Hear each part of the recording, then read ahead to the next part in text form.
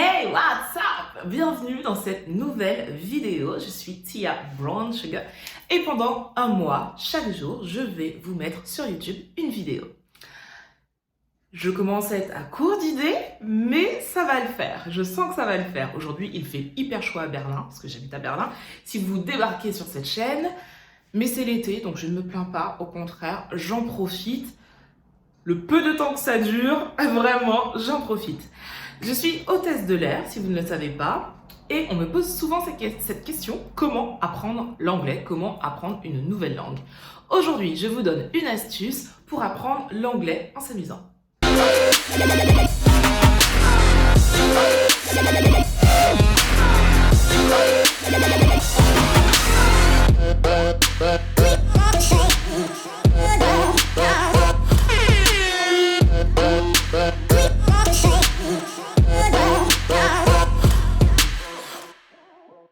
Avant de commencer cette vidéo, si vous ne me suivez pas sur les réseaux sociaux, allez-y. Je vous laisse quelques secondes. YouTube. On met aussi la petite cloche, comme ça on est averti en temps et en heure dès que je mets une vidéo en ligne. Et sur Instagram, bien sûr. Allez-y, ça me ferait vraiment plaisir. N'hésitez pas aussi à partager la vidéo si vous pensez qu'elle pourrait aider quelqu'un qui en a besoin. Commentez aussi. Pour être honnête, ça me permet d'être mieux référencé, donc de permettre aussi à d'autres personnes de voir cette vidéo et vraiment, ce serait cool de votre part. Allez, la parenthèse est fermée, on rentre dans le vif du sujet. Parler anglais en s'amusant, est-ce que c'est possible? Déjà, quand on regarde des vidéos de polyglottes, il y a une chose qui revient tout le temps. Pour apprendre une nouvelle langue, il faut s'amuser.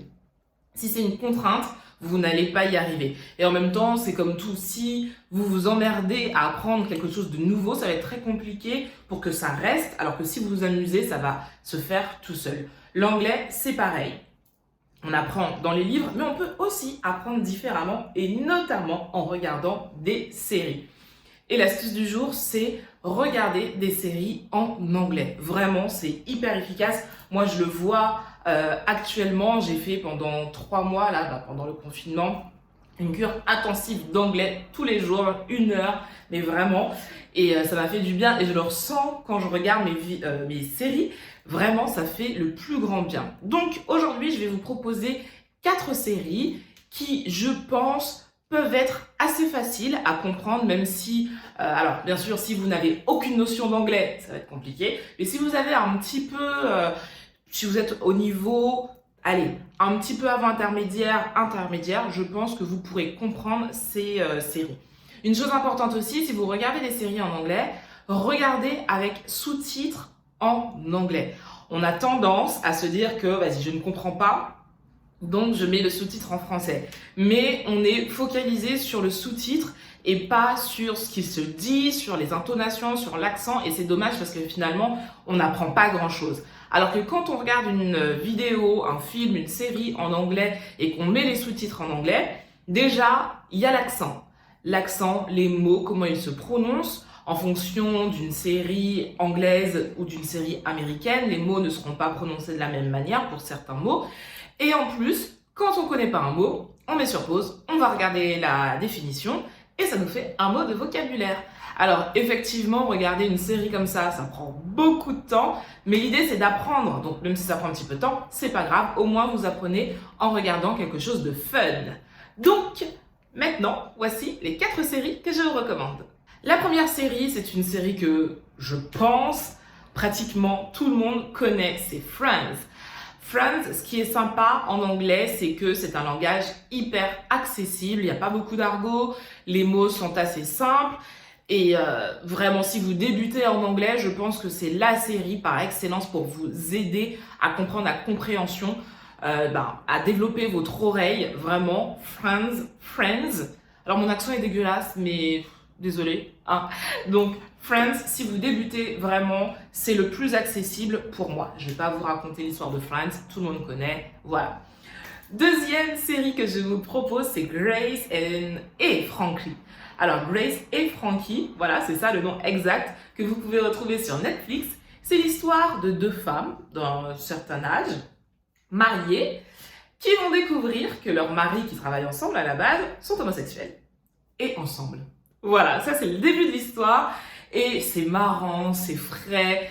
On aborde des sujets qu'on n'a pas l'habitude d'aborder et c'est très marrant, vraiment. Donc pareil, là je trouve que c'est accessible. En plus, il y a l'humour qui va avec, comme dans Friends en même temps. Et voilà, regardez cette série, honnêtement, elle vous aidera. Donc là, je vous ai proposé 2 séries américaines. On va passer à des séries anglaises pour changer l'accent. Je me dis que c'est bien aussi de travailler son oreille avec différents accents. Et une série que j'ai vraiment aimée, c'est The Crown, donc qui retrace l'histoire de la reine d'Angleterre, de cette famille un peu atypique, vraiment, parce que tout le monde n'est pas comme eux, même si on aimerait, et encore pas sûr qu'on aimerait être comme eux, je suis pas sûre. Mais voilà, c'est l'histoire de cette famille royale, avec un accent très british, des mots bien prononcés. Donc là encore, je trouve que c'est très accessible, même si vous n'êtes pas à un niveau avancé, et en plus, si vous aimez l'histoire, vous allez adorer cette série. Et pour terminer, une série dont je vous ai déjà parlé dans je sais plus quelle vidéo. Ah ouais, c'était les séries à voir avec Doudou, il me semble. C'est Sherlock. Sherlock, il y a du suspense, il y a de l'intelligence, il y a de l'humour. Et pareil, c'est un anglais british. Donc, le vocabulaire est peut-être un petit peu plus avancé, mais vous pouvez le comprendre. Comme je dis, n'hésitez pas à mettre les sous-titres en anglais. Et dès que vous ne connaissez pas un mot, vous allez chercher la définition. Voilà.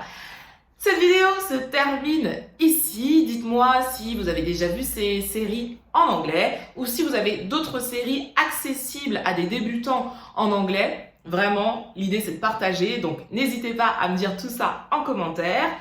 Sur ce, je vous fais de très gros bisous et je vous dis à demain. I've been feeling emotional, thinking about